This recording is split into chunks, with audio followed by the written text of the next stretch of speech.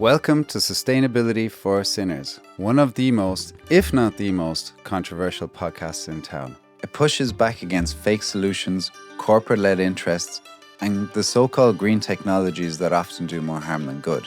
With dark humour and honesty, it gives voice to people who are usually misrepresented, ignored, or just don't fit the mainstream narrative. It's about giving power back to ordinary people, from communities to farmers to activists to anyone that's sincerely trying to make this world more sustainable and from the ground up.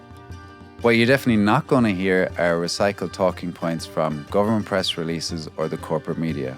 What you will hear may be uncomfortable or even shocking at first because it's from people on the scent to a better way of living that aren't dictated by corporations and corrupted institutions. This podcast explores how we can change things both locally and globally to tackle environmental issues head on, while at the same time improving the quality of all our lives. It's controversial, it's unapologetic, it's stubbornly optimistic, it's non-judgmental. I promise there's a lot to be gained, so please keep an open mind and enjoy the show. And if you do, please share, like, subscribe, follow, leave a rating, spread the word. All of these things help. Thank you very much. We have these food fights non-stop. I cannot tell you how often I'm being attacked by people who think I'm just the devil. Look, you and I might not agree upon what we eat for dinner. Okay, and that's fine. I have no problem with what you eat. You eat whatever you feel like. It's none of my business. Your food choices are as much your individual choice as your religious choice. I don't care who you pray for, if you pray. I don't care who you marry or make love to. I don't care who you vote for. And I surely don't care what you eat. But I have the same liberties for myself, okay? And I will not have you tell me how to live my life that way or how society lives its life. I will always be against that, okay? I will never give up on fighting people who try to tell others how to live their lives. And that's exactly what they're trying to do.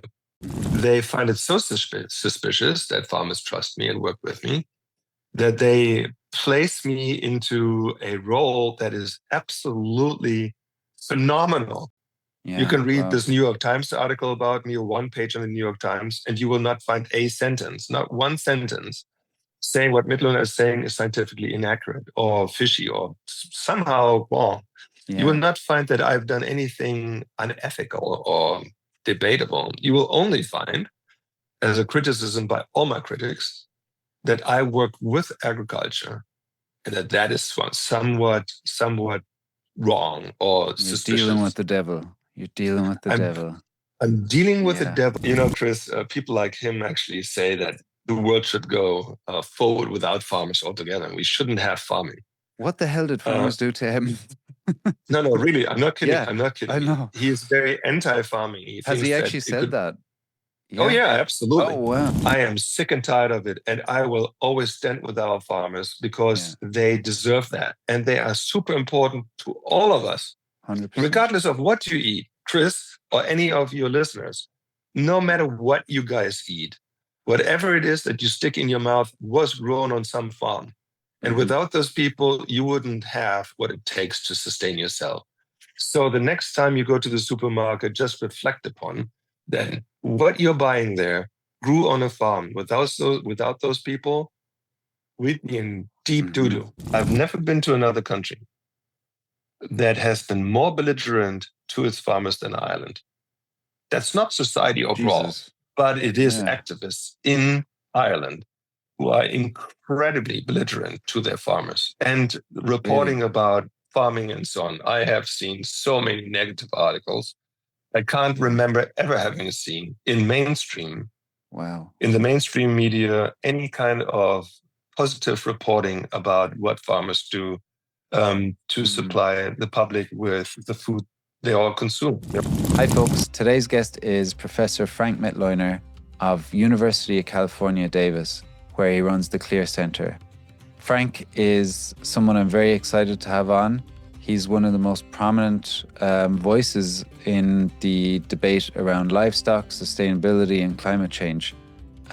He is a voice for farmers and he's a very pragmatic, realistic type of guy who really understands the details of what we're looking at and how we can move towards the most sustainable food production systems we can have. And he looks at it from a global level. He's also been through a lot.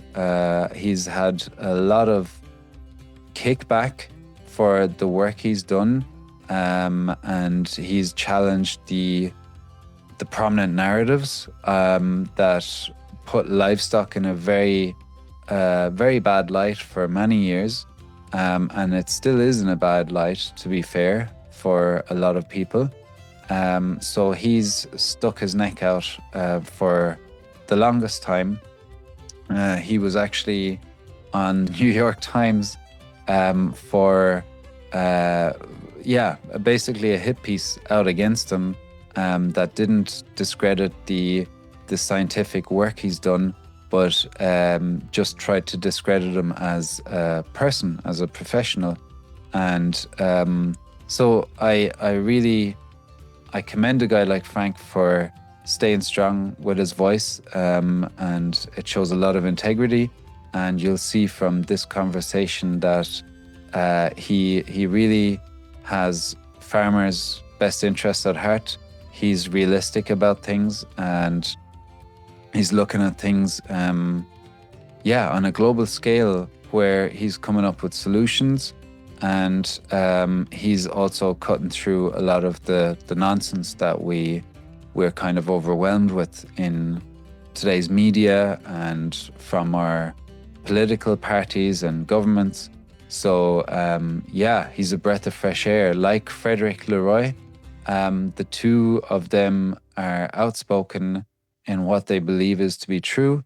And if you hear what he has to say, I think you'll get what I mean by that. So without further ado, I hope you enjoy. All the best.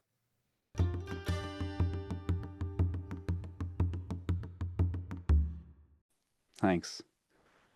Okay, Frank Mitloehner. Herr Dr. Frank Mitloehner, ich grüße Sie.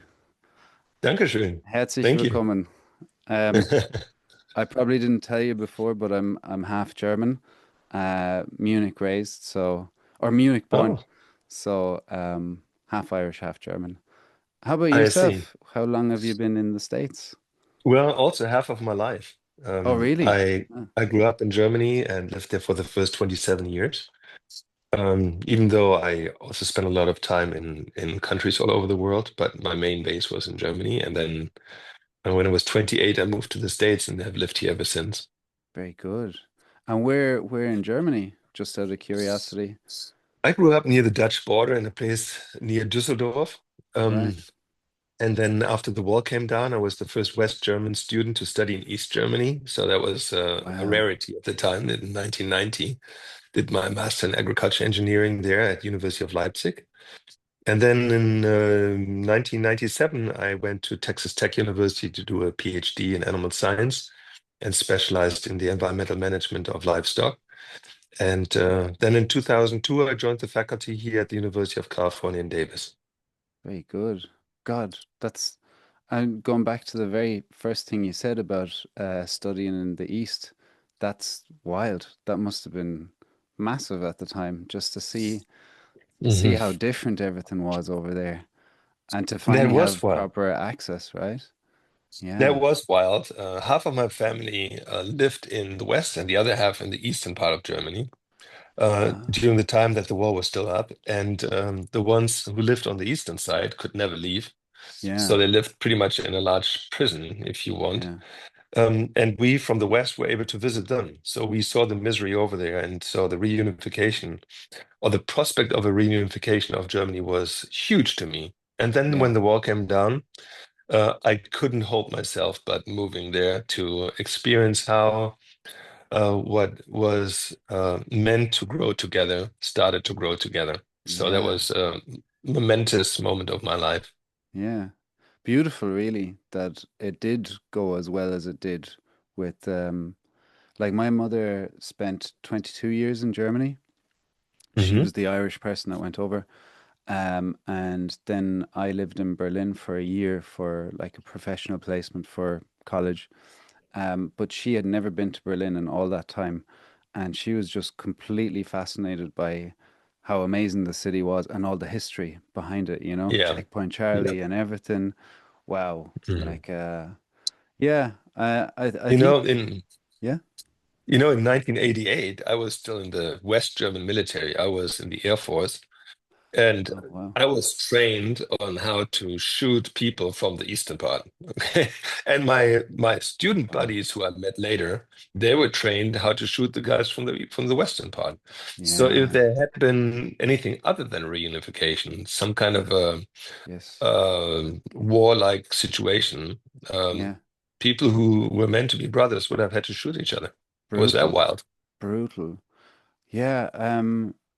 That's, I mean, it plays quite in well to what we're about to talk about of misguided targets, with often well-intentioned people choosing the wrong targets to point at. Sorry, but to make the connection, like, Hmm. because I'm writing a book at the moment to find common ground on sustainability solutions, and to bring us to cooperation rather than division at a time where the Hmm. world needs more cooperation rather not maybe not global overarching top-down controlling agreements, but that we can find common ground on the important things and talk about them rationally and reasonably without hysterical shrieking if you bring up that cows might be part of the climate solution, say.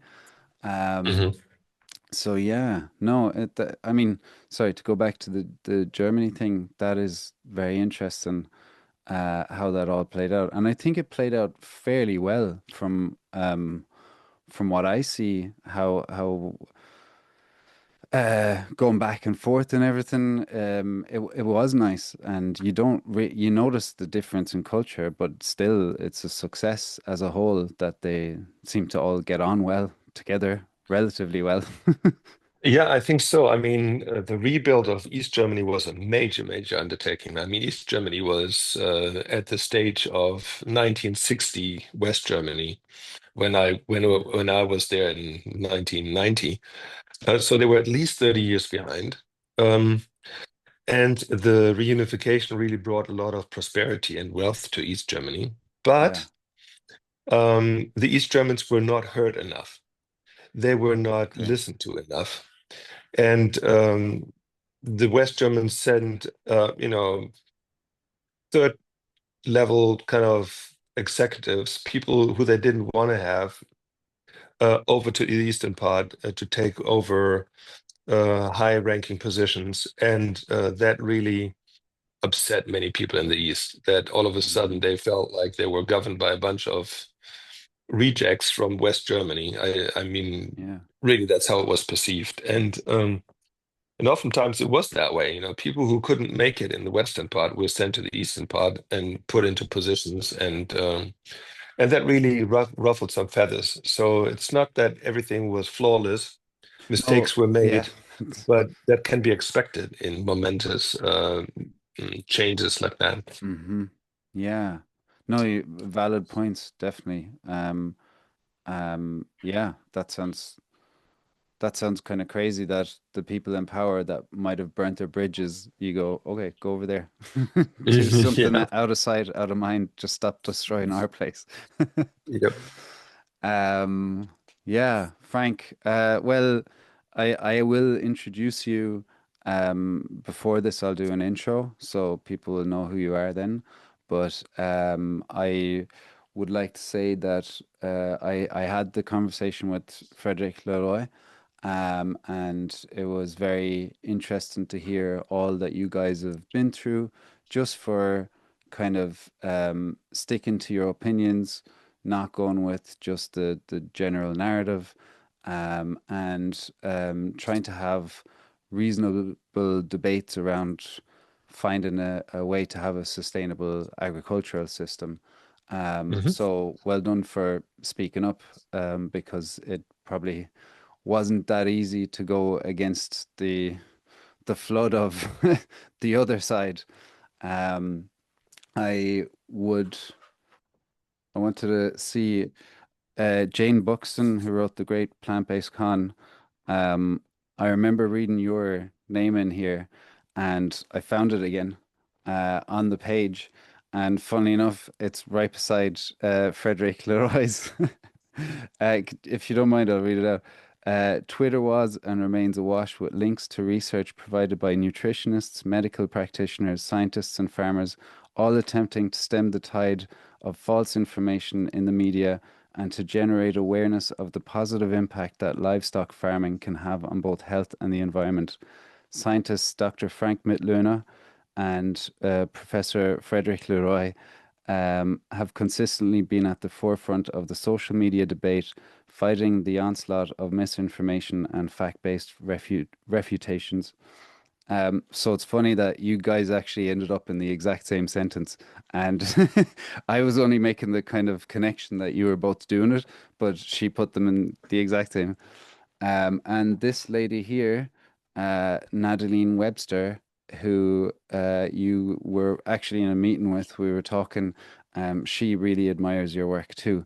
To just put that out there of people that I respect admiring your work. So well done. Um, Thank you. so Frank, what's happening at the moment? Do you feel like things are going the right direction and the good work is being heard, or do you think that we have a lot of work to do in sorting out good science with integrity to shape policy and move it to the steer it in the right way, or what needs to happen right now for that to move in a reasonable way that we can create a truly sustainable agricultural system in your eyes? Well, it's a loaded question, Sorry. and there's no easy answer. Um, on the one side, I think that some developments are positive. Okay, so a lot of what happened a few years ago, when there seemed to have been a tide of anti-livestock sentiments, of plant-based alternative recommendations everywhere, saying, oh, we should all eat plant-based alternatives to meat, and in 10, 15 years, animal source foods will be a thing of the past, will be replaced by plant-based alternatives or cell-based alternatives. Hmm. So we will have animal source foods in the future, eating, we will be eating those, and they will be made in a petri dish or in a bioreactor rather than in the animal itself. So that was a sentiment that ruled the headlines a couple years ago, and that's totally gone. I mean, it's gone. The cell-based narrative is, I haven't heard it in a long time, and the plant-based products have gone skyrocket down, not high, but down. Hmm. Their stock prices and so on went into the abyss. And sure, some people still consume those, but there's no question that there's no tide of sorts into that direction that will, in the near future, make animal source foods unnecessary to grow. The opposite is the case. Animal source foods are alive and well. They're in strong demand, uh, so strong that the prices are going too high. For Hmm. example, beef here in the United States is at all-time high prices and very Same. high in demand. I know the same is happening in Europe with all kinds of animal source foods. Yeah. So on the one side, animal agriculture is in high demand, and the products are in high demand. Um, but the life of farmers is at peril, and I'm very concerned about that. That's not true for just animal farmers, livestock farmers, poultry farmers. It's true for all farmers. And that's of great concern to me and to many of the people who think like I do, who do work with farmers to Hmm. improve the livelihood of farmers and farms and the environment that surrounds them. Um, The latest statistics here in the United States really was a wake-up call to me. And I quote, we have about 2 million farmers in total here in the United States. The human population is around 330 million. 2 million are farmers. It sounds like a reasonable number, but of the 2 million farmers, 1.5 million have an annual revenue of less than $25,000, meaning they cannot support a family with their farm income, but they do it on the side. It's almost like a hobby farm, okay? So Mm-hmm. 1.5 of those 2 million farmers are not really doing it for a living, but they do it on the side. And of those, of all farms, 2/3 of all food grown on all these farms in the United States, 2/3 of all the food grown and consumed in the United States is grown by 80,000 farmers. 80,000 Wow. farmers, that's it. They're Yeah. growing 2/3 of all the food we all consume. Yeah. And so this is really where the music plays. Whether people like it or not is a different story. Whether we all agree upon it is a different story. But that's a fact, okay? Mm-hmm. 80,000 farms produce 2/3 of all the food we all consume. And that's according to the USDA agricultural census. So that's the official census for the United States. The average age of these 80,000 farmers is close to 60 years. So Yeah. they are very close to retirement age. Mm-hmm. And to me, that is a real um, concern because these guys are under constant criticism for everything, anything they do, from the use Yeah. of technologies, the use of chemicals, the way that animals are housed and treated, the way Yeah. that soils are treated, and so forth. And so these 80,000 farmers, and that's a very small number, I think you will agree, Absolutely. they are now close to retirement and they're wondering, what do I do with my farm? Yeah. Do I sell it or do I pass it on to the next generation? Do I want my kids to live a life like the one I've been living Mm-hmm. or not? And if these guys decide that the answer is the latter, the not, then where will we grow our food in the future? And this issue is not limited to the United States. It's happening all over the world, particularly in developed countries. Most countries in Europe, most countries in North America, many countries in Latin America are going the same direction. And that is of real concern to me because that all happens during a time that the demands are drastically increasing, not decreasing, they're increasing. Mm-hmm. So, Yeah. how do we satisfy a global growing demand of food, particularly animal source foods, without depleting natural resources? That's really a question that we have to face. And people like myself study that. We are studying how to improve efficiencies in livestock production, how to reduce environmental impact of livestock, how to work with farmers to get these solutions on the ground Mm-hmm. without ruining them financially. So we need to make this happen in a way that's financially sustainable too. And how do we get societal buy-in into this? This is really important. This is not some academic exercise. When I Yeah. was a little boy, we had 3 billion people in the world. Today we have 8. And by the time I'm an old man, we'll have well over 9 billion people in the world. And that means Yeah. that throughout my lifetime, human population will have tripled. Yeah. Tripled. Wow. But the natural resources to feed these people will not have tripled. And that means we need to work with the farming sector to make the necessary changes happen. Because if we don't, we fail and we must not fail. I agree with everything you said there. And here the problem is that there are people who say, nah, we don't agree with that. We don't like improvements in efficiencies. We need to go back to the 1960s and have our animals all on pasture and production in the red barns, um, take away efficiencies and so on. We need to have slow growing chickens and we need to have every pig and every cow on pasture for their entire lives. We Right. must not use chemicals in crop production and so on. I don't Yeah. know what planet they live on, but this planet will not be able to sustain itself. Yeah. You're probably looking at it top down, just even where would all of these things fit together? Um, I would like one thing, maybe the regenerative farming side of the higher stocking rates. Maybe that could be, like the Carbon Cowboys, Alan Williams. Hmm. I Hmm. find that work very interesting. Um, but as you're saying, that might not be realistic for every farmer to adopt. I work on a beef farm. It's not organic, with my uncle. I see um, just the struggles on the day-to-day living of just regular farmers, small family farms, and it's been very eye-opening.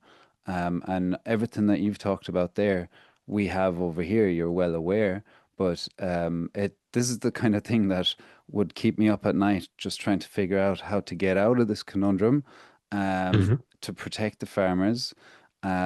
The policies that I've seen that were implemented to push farmers towards sustainable agriculture, um, while the idea is great, um, a lot of them have not really protected farmers in the way they should have during that move. And I find, same as you, how to figure out how to incentivize rather than I have this debate a lot. Um, the family farms are the ones that have been through probably the most. They should not be, in my opinion, there should be no stick. It should be more carrot led, to incentivize them, but also not to punish them if they do decide to just stay as they are. As you said, the Hmm. aging population, like my uncles are in their 70s. They love farming. They do it regardless of the reputation and everything. It's their livelihood. It's what they've done for generations. Um, but those guys, maybe at that age, my God, like leave them alone as well. Um, a lot of them are just barely able to keep up with the regular running of a farm and then smash them with regulations and extra expectations and then drag them maybe through the dirt with you're creating climate change and anything you don't do makes it look like you're against the environment and you don't care about climate change and yada yada yada. Hmm. And Hmm. I see the same thing in your head of just trying to figure out how to navigate all of that. And there is a cold dose of reality that I think people need to get, that we are not in this idealistic world. If we were, take a look around you.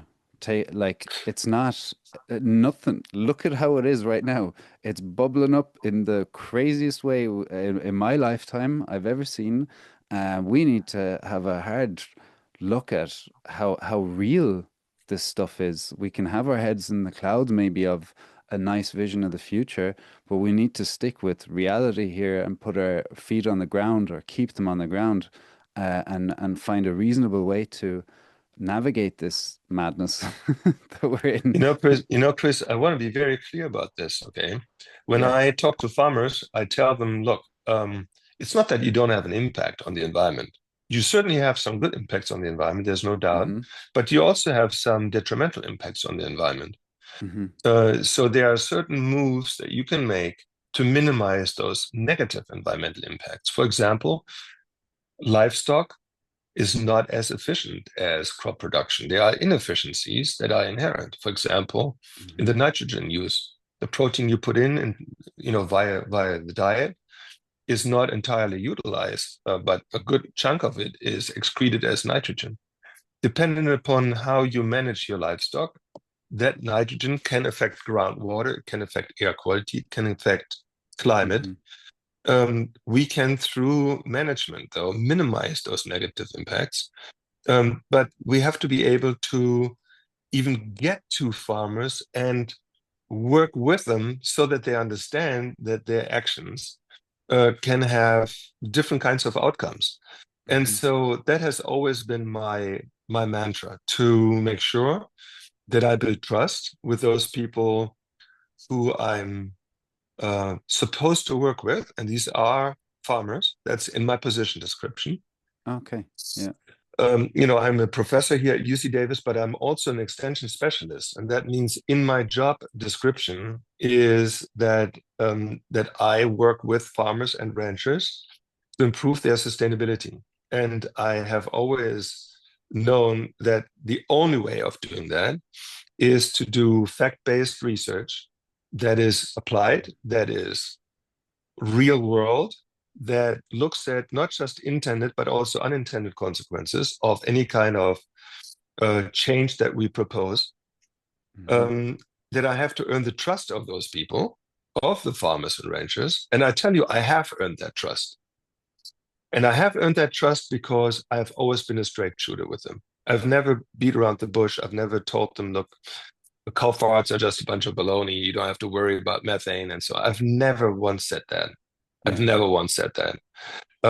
I've worked with them. I've told them, okay, here are impacts you have. Here are ways to reduce those impacts. Here's how you can do it in a cost neutral way or in a cheap way. There are also some high cost solutions that I'm also showing you, and so forth. And that trust is then viewed as suspicious by those who don't like animal agriculture very much. In fact, they find it so suspicious that farmers trust me and work with me that they place me into a role that is absolutely phenomenal. I mean, phenomenal. Today, there's a panel discussion on the internet with 4 of my greatest critics from those last 20 years. One of them from Greenpeace, one of them from a foundation that's very activist, very radical. One of them from Ireland, an old critic of mine. Was it Antashka?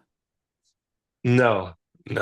Okay, because I read something. Sorry, I didn't mean to derail you, but I just looked at something, and sorry, I'm echoing my ear, but I looked at it and I was like, wow, Frank Mitloehner comes to Ireland and straight away snap that, like this hard, Yes. hard report comes out. I'm like, wow, okay, yeah, Yes. yeah, they're So, but apologies. this discussion today is based upon a report that a reporter from South America put out. And in this report, he constructed, first of all, half of what he wrote was pure fiction. I mean, I don't know if it was a lie, intentional lie, or just sloppy journalistic work, but half of it is just pure fiction.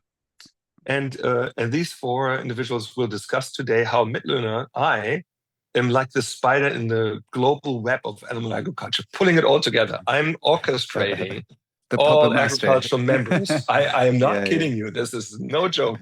This is real, okay? And they Yeah. are totally Yeah. convinced that that's the case. They Yeah. completely believe that. So Yeah. I just look at that, shaking my head, wondering, is that ignorance or is it arrogance or is it just people being dumb? But they really believe that. People write articles about it. I spent about a good half an hour talking to Frederick about exactly this. What is it? Yes. Is it ideology or is it like is it manipulative? Like, do they know? Because there's one guy, George Monbeyo, who Oh yeah, I know. we went through the whole thing about him, and I was just like, but the suggestions it's the solutions he's suggesting are not practical in any way. Like, no. And I'm like, does he actually believe this stuff himself, or is he just a clickbaity journalist who's hooked in on people's fear and heartstrings? But I don't get it, because if you're so pro the animals as you say you are, then why are you suggesting things that end up with factory farms rising? Like his when I really got into it, I was like, hold on, the unintended consequences, as you were saying, you weigh up as well as the intended. All his stuff ends up being negative, and not scalable or damaging to the environment. And you're like, does he actually believe his own stuff? Like, has he gone Chris, that far down the rabbit hole? Yeah. Yeah. Chris, people like him actually say that the world should go forward without farmers altogether. We shouldn't have farming. What the hell did farmers do to him? No, really, I'm not kidding. Yeah, I'm not kidding. I know. He is very anti-farming. He Has thinks he that actually it said could. that? Oh Yeah. yeah, absolutely. Oh, wow. And he has said that we can replace farming with, with pretty much a cell-based industry that produces all that stuff in some sort of factory. Precision fermentation, right? Yes, That's yes. yeah. So, but Chris, here's the deal. This is all a bunch of either ivory tower academics in some cases. They are completely sold that what they are saying there is the real world, when indeed it's not the real world. Sometimes it's fueled by journalists who have that conviction that the world has to be without animal agriculture. And there's not a small number of those. That's a large number of journalists who feel that way. But reality is different. Reality is such that in 98% of all refrigerators here in the United States, you find animal source foods. 98%, almost 100%.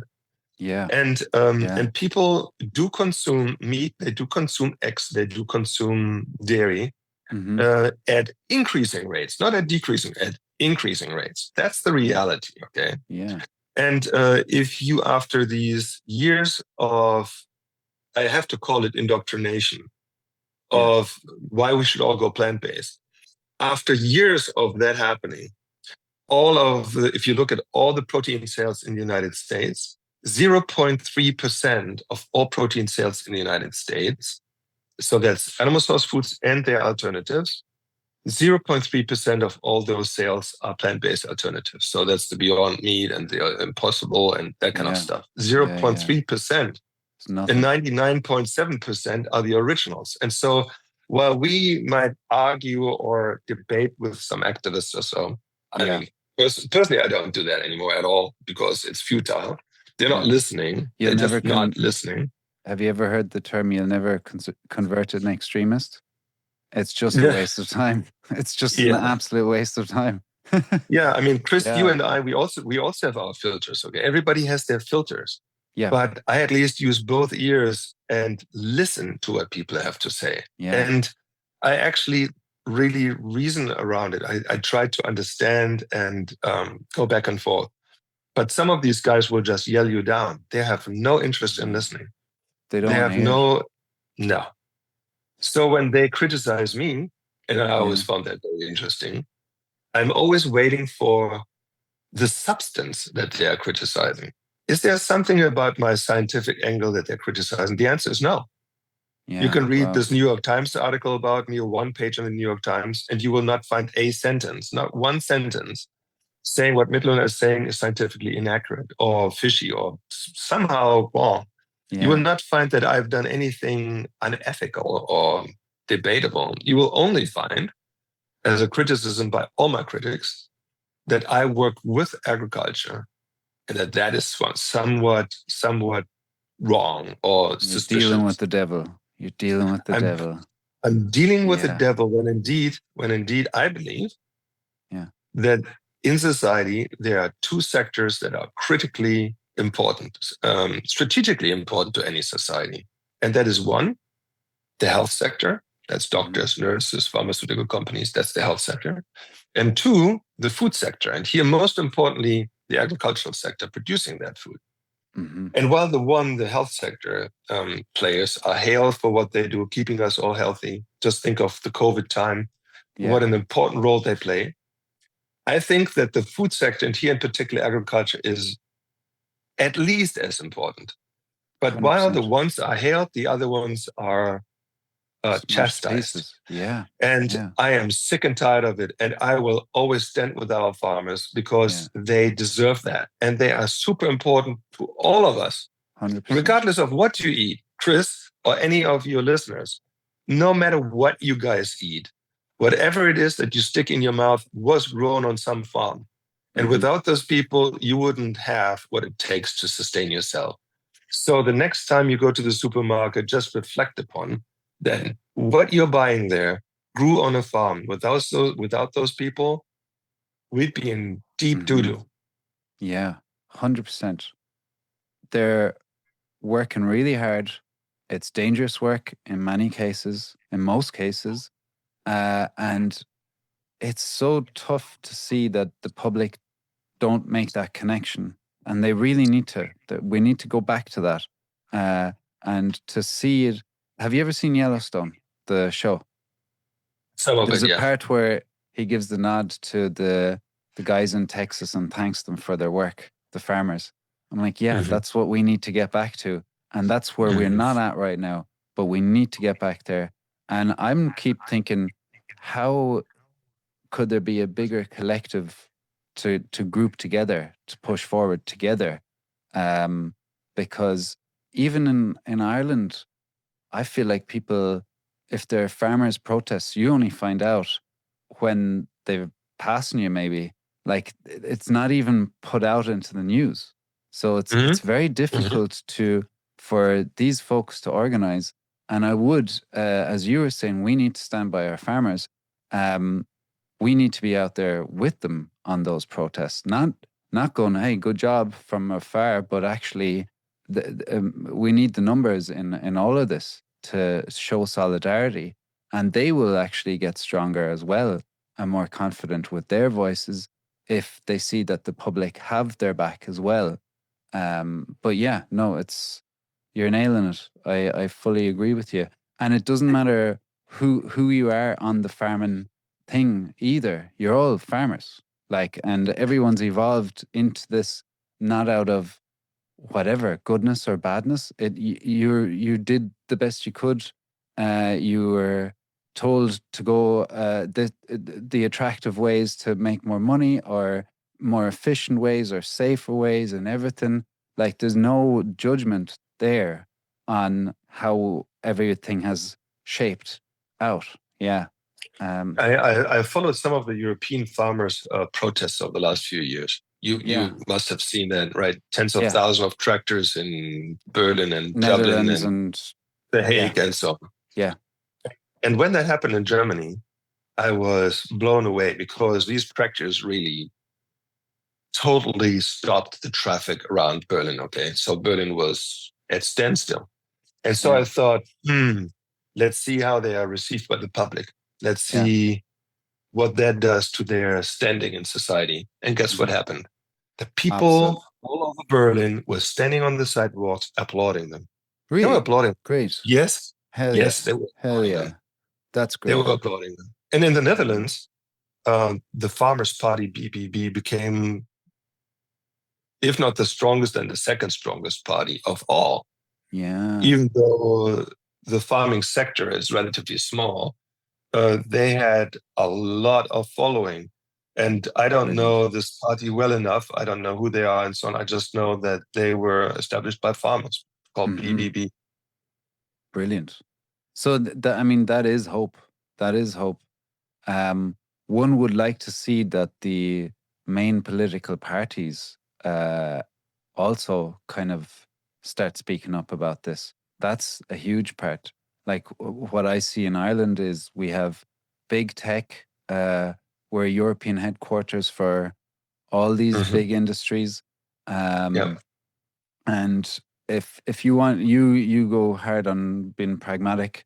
Um, the money that's coming in from these big tech firms has definitely the power to influence the big parties more, Hmm. and they can align themselves and organize themselves very well. They do it all Hmm. over the world. You know, these multinationals are they're Yeah. almost the size of a country in how much money they take in every year. Hmm. So Hmm. I'd love to see the big parties, the big politicians really go, hey, guys, wake up. This is serious. We need to protect farmers. And Frederick Leroy said as well, we all have skin in the game with this. Like people seem to be detached from the idea that, oh, the guys protesting out there on their tractors has nothing to do with me here. Are you kidding? As you said, it's the food on your table.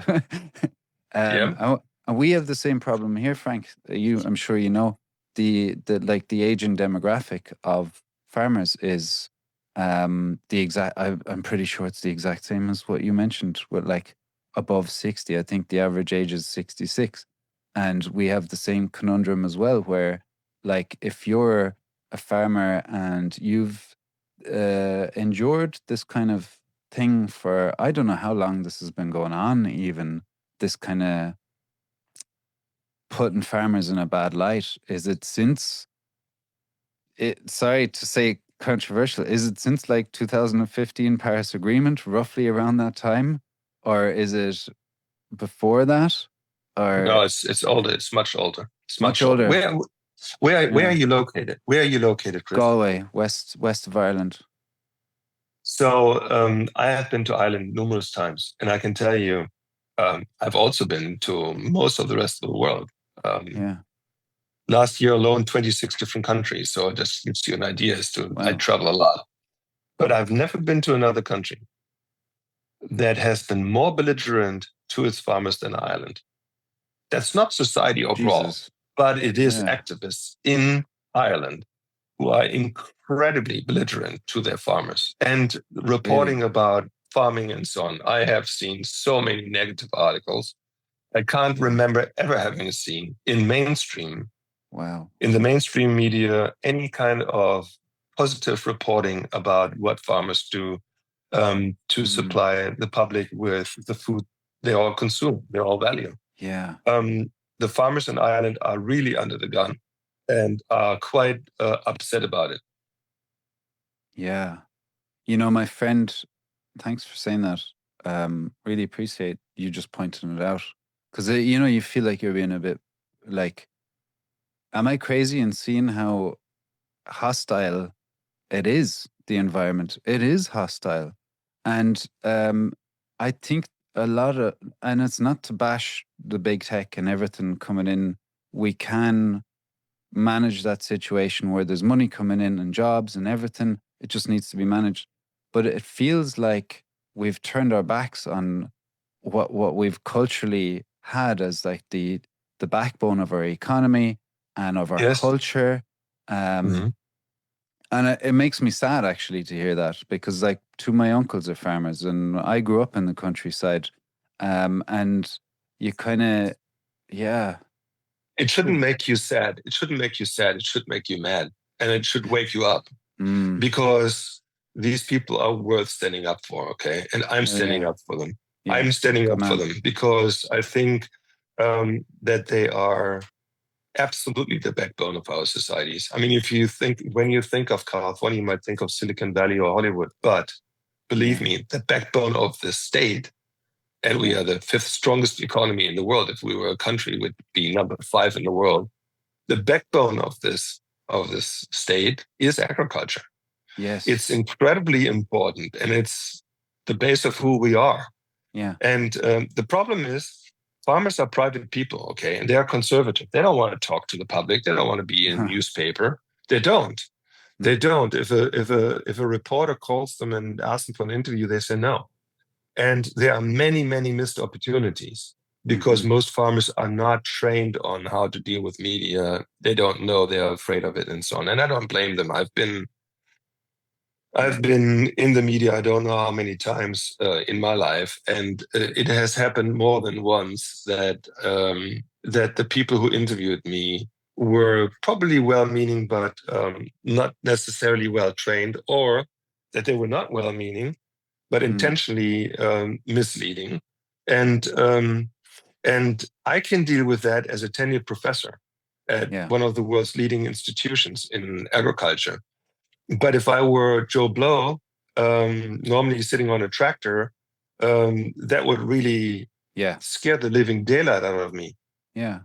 Because even you're in a kind of a lonelier job there. You're working on your own a lot of the time. So the idea of confronting the public, an aggressive stance public in many ways, that's heavy.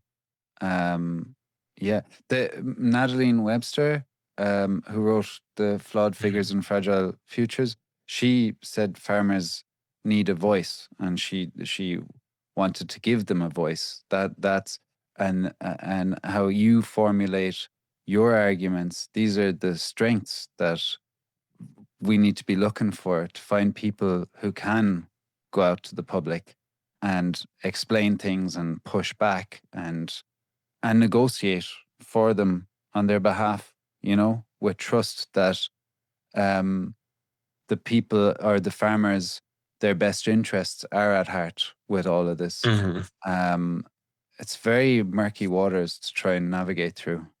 And I see Point Raise, the NGOs tackling Point Raise. I interviewed Stephanie Arendt, who goes by Dairy Girl Diaries online. She documents the whole thing. And that sounds very tough, all of that. And she said, like, her father or the farmers she knows, it takes a lot for them to leave their land to like go out on the street. They do not want to be like going to say Dublin here or the next nearest city or Berlin or wherever to protest. That's not what they want to be doing. So it means a lot. It's a big thing when they do leave because that means they're really struggling. Um, Hmm.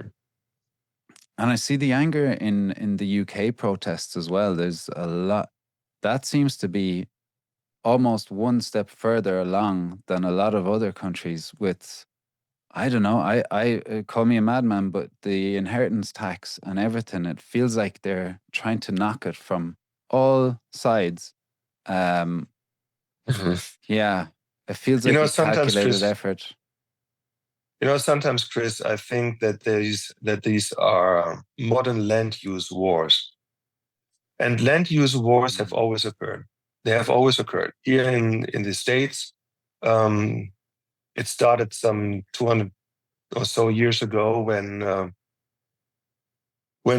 traditionally cattle herds were just moved across the land for grazing, and then all of a sudden there were people, farmers, who put up fences, and all of a sudden those herds could no longer roam freely, but now they were fenced out, Hmm. and you found that different parts of agriculture fought each other, and there were land use wars, and then people saw, okay, as much of the land is owned by farmers, and how about we use that land for other purposes, for extracting oil or doing something else? Hmm. And these land use wars have persisted, and they persist until this very day. And oftentimes, environmental arguments are used in order to repurpose agricultural land and make it into something else, like residential areas, or Yeah, yeah. you see this all the time here. Stephanie was saying that one of the farms, I think they tried to shut down for contaminated water, which th- it might be true or it might not be true. Could have been manipulated, but the answer is not to shut down the farm forever and never let a farm ever exist there again.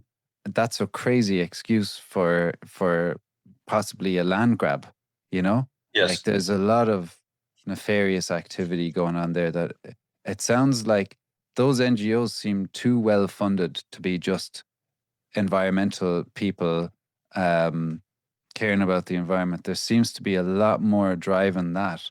And the irony, which myself and Frederick were talking about, was that he often gets called like something like he's funded by the meat industry, or you might know that feeling. Um, and we were talking about the irony that they probably are funded as well by an aggressive industry behind them, and they mightn't even realize it, but they are extremely aggressive and well organized. Where you go, wow, like it's too organized for what they're doing. Yeah, and then the energy side of things, it's like a constant competition with rising population, rising energy demands, rising food demands, um, rising housing demands. Then you add deforest or not deforestation, but you add reforestation for industries Hmm. that say they can't find a way to decarbonize, and whatever else. Oh yeah, biodiversity. So it's the space is getting very small, right? For everything. And if you don't have some kind of sensible barriers there, all of them, the big strong ones competing, will just smash out the small stuff that's turns out to be farmers who are very, very important to all our existence. Do you see So it that here in way? the US, we currently have this massive backlash against everything you just mentioned. So until recently, Okay. I would have said that everything you just said applied here too.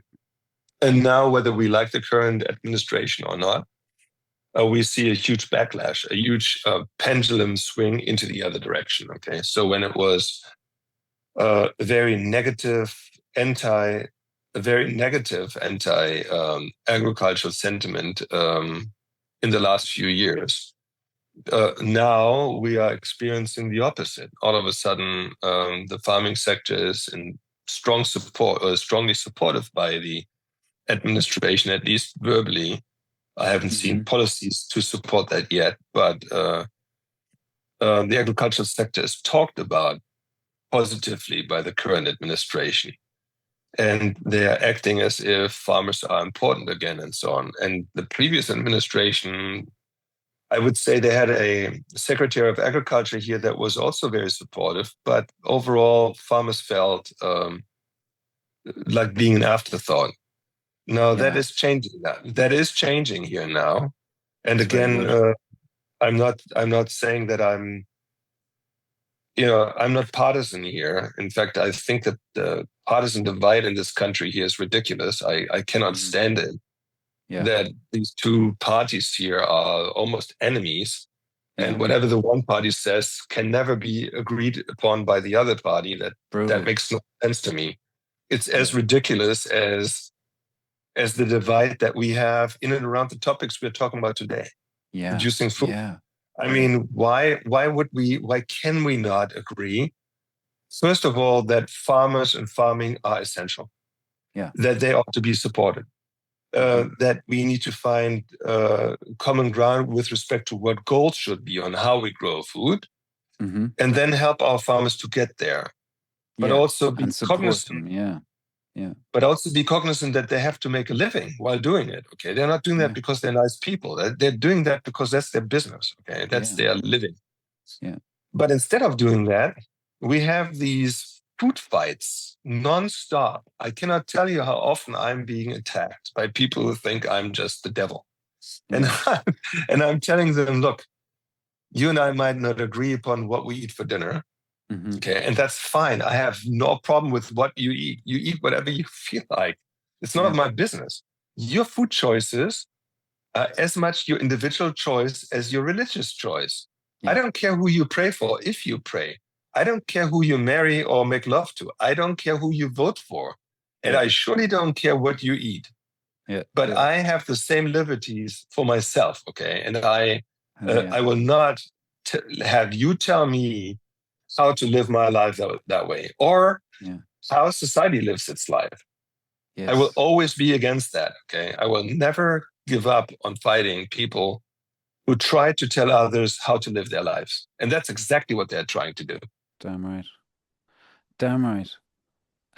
You might have heard of the E-Lancet that came out a couple of years ago. Frederick explained it a little bit, but please go for it, because people need to know about this thing.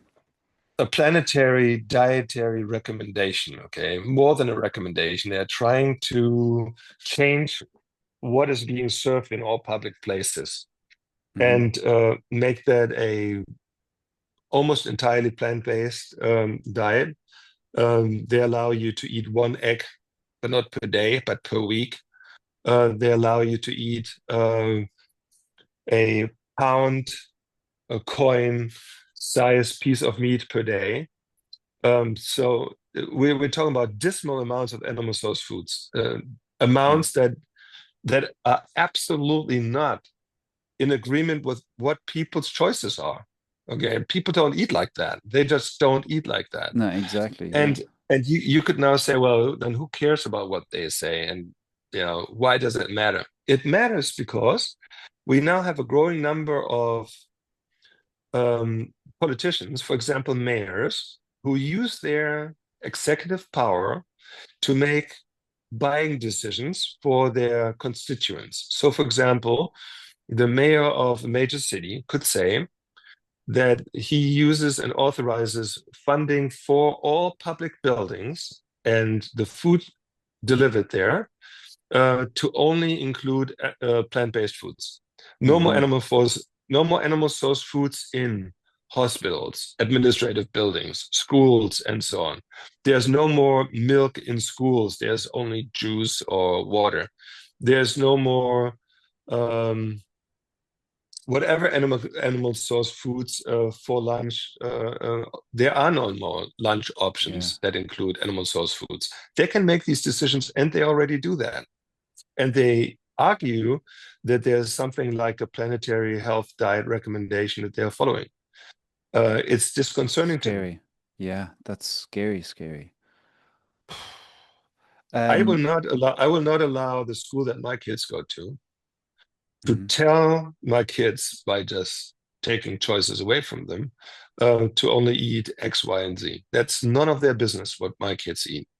And as if they bloody know what's healthy as well.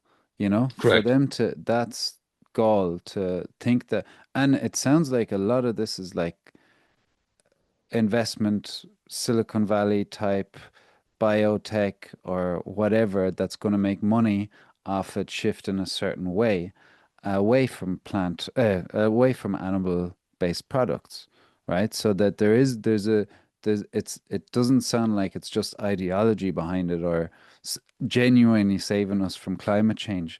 It sounds like there's a lot more to this than just saving us from yeah, from climate change and doing the right thing, you know? Yeah, it's broad. Uh, It's clearly broader. It's clearly broader. Yes, Yeah. but it's still a small minority. But Yes. it's a small and vocal minority that's oftentimes in political power. And if you look at where that Eat Lancet kind of feeds into with, I think it's quite aligned with the WEF, right, as well. So it's probably they tried to influence policy through the WEF, speaking to different countries and exerting their influence. That's it's all kind of scary stuff. And it's constantly being worked on as well right now, right? There are people with full-time jobs trying to do this. Yes, but while this could be disconcerting, I've observed it quite closely, and I must say they have not gotten where they wanted to go. It's not penciling out the way they had it intended. So, for example, the first Eat Lens was a total disaster for them, a PR disaster, a social media disaster. They received so much criticism, and the person you're talking to was certainly one of them.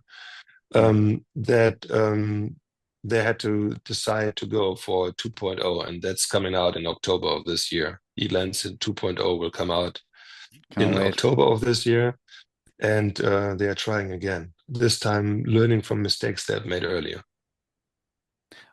I'm delighted that this didn't go well for them. That gives me like peace of mind. And when I watch, I worked in investment management before in my past life. So I'm a bit obsessed with just looking at where stock prices are going. And I love seeing that the Beyond Meat and Impossible Burger and even Oatly and all of those are not doing well. And as you said before, like people aren't going for it. They're not seeing it. The general public are pushing back and voting with their wallets, You know, which is good. there have always been people who preferred plant-based alternatives, such as soy alternatives and so on. I And I or tofu or so.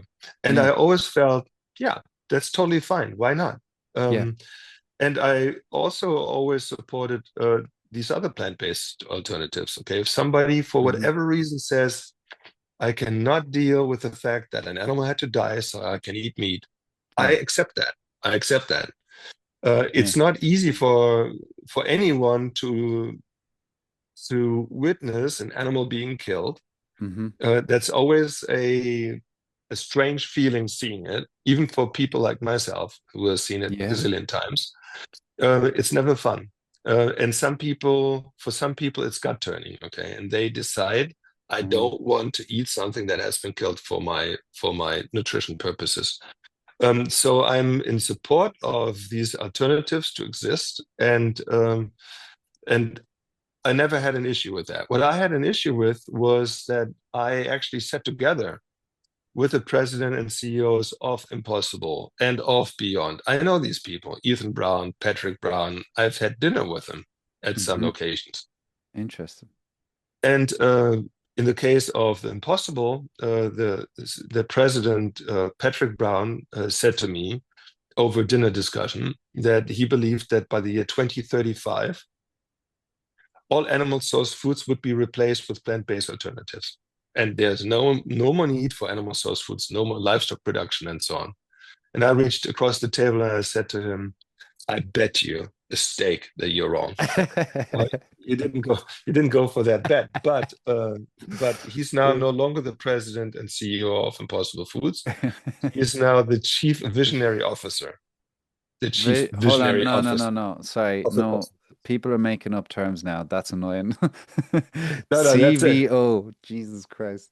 You can Yeah. look it up. He's the chief visionary officer of Impossible now, and Uh, he left the other stuff for someone else. does that not show you where they live, the reality they live in a way? Sorry, Yep. I know you said all of that respectfully, but my God, my Lord.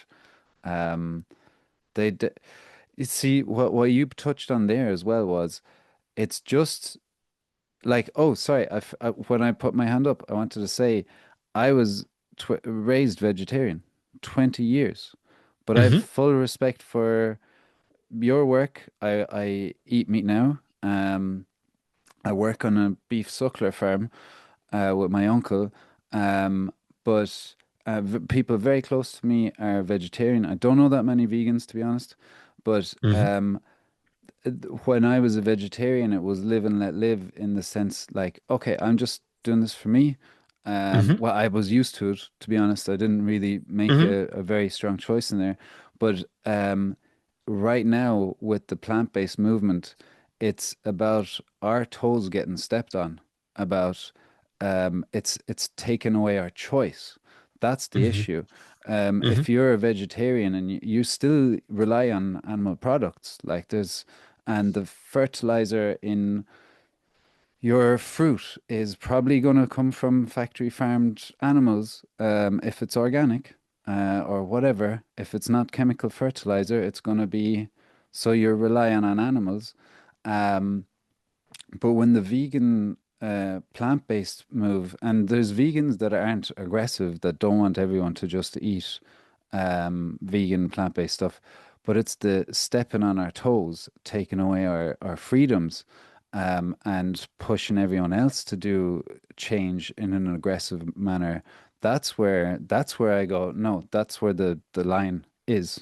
You can't do Hmm. that. As you said with your the freedom, I'll never ever want to give away my freedom of what I can eat. Yeah, Um, I mean, this is a right? personal freedom. This is a Yeah. personal freedom. And if you've, What's more personal than that? What's more personal yeah, than then what what you you put eat? in your mouth. Yeah. Yeah. Especially if the stuff, sorry, the nonsense that's been pushed forward, is environmentally damaging, hugely energy intensive, could go wrong, if those things don't work out well in the big, whatever pharmaceutical grade type of production systems, water intensive, um, relying on huge levels of there's never a speak of like lowering chemicals or anything, you know what I mean? So you're kind of going, so you're stepping on our toes, taking away our freedoms with stuff that has never even been proven to be healthy or sustainable for the world, and it's pushed on us very forcefully.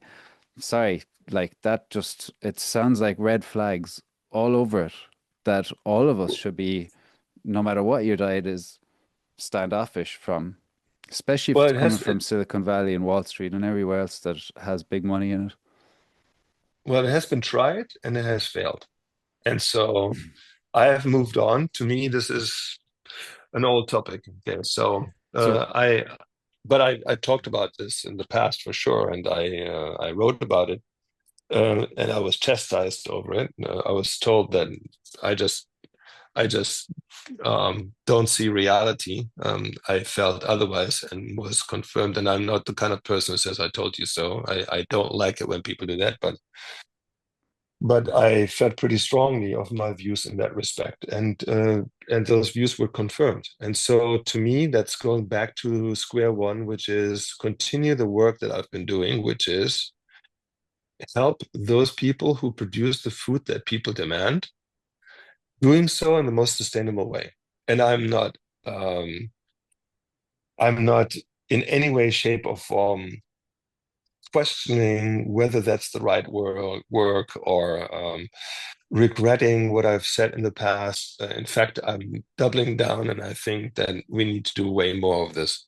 And not yeah. just here, not just here, not just in Ireland, in Germany, in the US, but particularly in those parts of the world where 80%, 80, of the environmental impact that livestock has globally, where that impact occurs. And that is not in Ireland or Germany or in the US, but it's in developing and emerging countries Hmm. where livestock herds are massive and growing because the demands are growing. And if we Okay. don't work with these countries, then these global impacts will increase. Yeah, because they cross borders. I Everything just, crosses borders. well, Yeah. just think about it. In the US, we used to have 25 million dairy cows. Now we have 9 million. We went from 25 to 9 million. With this much smaller herd today, we are producing 60% more milk than we used to with this much larger herd. The Wow. carbon footprint of a glass of milk has shrunk by 2/3 as a result. Yeah. Now we have 9 million dairy cows here. In India, they have 300 million. Stop. That's a lot. In India, they have 300 million, and they are predicting that within the next 20 years, they will no longer have 300 but 500 million dairy animals. Wow. That's Wow. because the demand is growing so much. Yeah, So they've. instead of doing what is happening in countries like yours or mine, which Hmm. is quibbling over, whether we should go organic or conventional, blah blah blah, we should really roll up our sleeves and think about what can we do to help a country like India Hmm. produce what they need with 1/10 of their cows, which is absolutely possible today by improving their veterinary services, by changing their genetic potential, by helping them with better breeding, in other words, Hmm. um, by using technologies that we know are effective in lowering parasitic loads and so on. So they could produce what they need with 30 instead of 300 million. Hmm. And that would have a profound impact because, just to give you a size um, um, estimate of what we're dealing with here, the two countries, India and Brazil, Hmm. have more cattle than the rest of the world combined. Wow. Think about that for a second. Yeah. So if we were to be able to assist those countries that have by far the largest herds in the world, by far, Hmm. to become more efficient, more sustainable, we would have done a huge job on global livestock emissions. But Yeah. instead of doing that, we are arguing over, shall we go back to the 1960s in the United States? And that's just Yeah. ridiculous. Same thing is true for Ireland. Yeah, wow, that's a very good point you're making. And I get it as well. I'm sure you're sick to death of certain conversations or topics coming up again and again and again, rather than focusing on the very productive conversations we could be having with the energy we're spending talking and coming together, and zeroing in on what, say, you're talking about. That makes total sense. Um, do you have any visions of how that would come about, an agreement, or how do you think? I'm sure you stay. I'm sure you're calculating how these things could all roll out somehow, right? So once every year, I host a summit here at UC Davis. It's called the State of the Science Summit. And we are now close to having 400 participants from all over the world. And here, many decision makers, policy makers, government officials, and so on from 15 different countries, including India, by the way, Mm-hmm. and Brazil, and Ireland, and New Zealand, and so on. They Yeah. come to UC Davis, and the topic is how do we reduce the environmental footprint of livestock, and particularly the methane footprint of livestock? What are the technologies? What are policy limitations? What are implementation limitations, and so forth? Mm-hmm. And and this is how we chip away on the problem. We Yeah. bring, let's say, the Minister for Climate from India to Davis, where I work, and Mm-hmm. have him meet with his counterpart from New Zealand and from Ireland and so on. And they Yeah. stick their heads together and say, okay, let's talk about our approaches. There's a Yeah. stick approach, there's a carrot approach. Look what California has done, blah, blah, blah. And this is how you see incremental progress Yeah. by bringing those people who actually understand reality, Mm-hmm. not the ivory tower Armchair theory make, intellectuals. Yeah. Yeah. Yeah. right? And and have them meet up with some of the world's best scientists in order to come up with sensible solutions on how to get the job done. And Very that's good. how we do get the job done. Yeah. That's a genuine answer. You didn't just ring off two, three bullet points. You're like, yeah, we put our heads together as the human race can do and figure it out together, what's most effective and realistic and what has worked with case studies there and try it here and Yeah, carefully implement it rather than all gung ho. Like myself and Frederick were talking about Sri Lanka and how they kind of overnight yeah, tried to convert to organic and all the problems they ran into.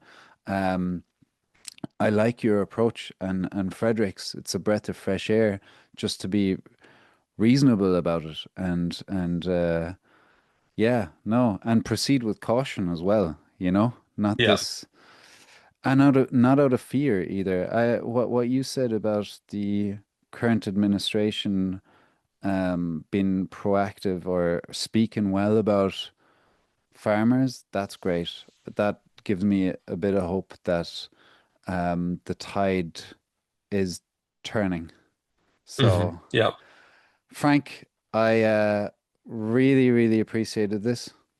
Um, Thanks so much for joining me and sharing your insights. And keep up the good work. And I'm glad you're speaking out. And thanks for speaking out for farmers. It'll be exciting to follow your work. And maybe someday I'll turn up in UC Davis as well Thank you for very one of much, those Chris. meetings. Hey, Um, Chris, I really, really appreciate being on your show, and I thank you very much for what you do. And I promise you, I'll be back in Ireland. Hell yeah. And myself and you and Frederick will go for a pint sometime, hopefully, as well. Very well, very Yeah. well. Cheers. Cheers.